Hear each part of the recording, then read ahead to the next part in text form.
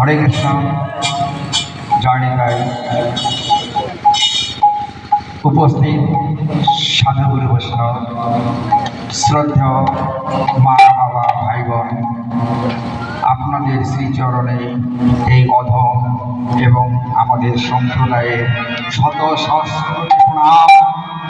প্রথমেই জানাই আমার এবং আমার ভাইদের প্রণাম এবং আশীর্বাদ, যাতে এই অপ্রাকৃত গৌর গোবিন্দের লীলা পরিবেশন করে আপনাদের এবং সাধুগুরু বৈষ্ণব যারা রয়েছেন এবং যারা আসতে পারেননি তারাও যেন কৃপা পরিশোধ করে এই অপ্রাকৃত গৌর গোবিন্দের লীলায় আমাদের কিঞ্চিৎ আশীর্বাদ দান করবেন।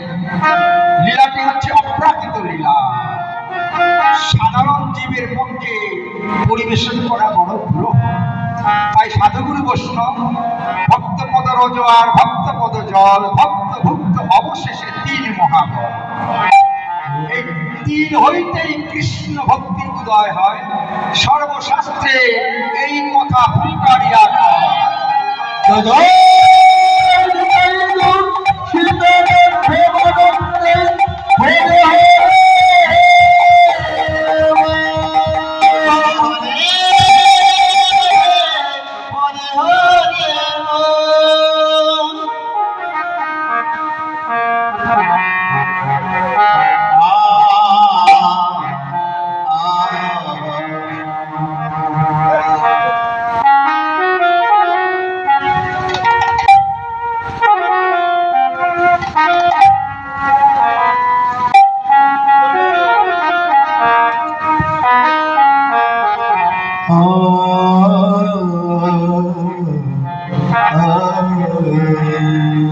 অনন্তকোটি বিশ্বের মালিক অনাদি আদি শ্রী গোবিন্দ আমার ঈশ্বর পরম কৃষ্ণ সচ্চিদানন্দ বিগ্রহ।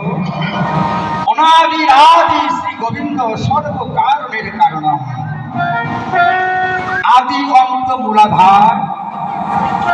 তিনি সত্য ত্রেতা দাপর কলির প্রারম্ভে আমাদের 10টি অবতার নিয়ে ধরায় অবতীর্ণ হলেন কলির জীবকে উদ্ধার করবার জন্য।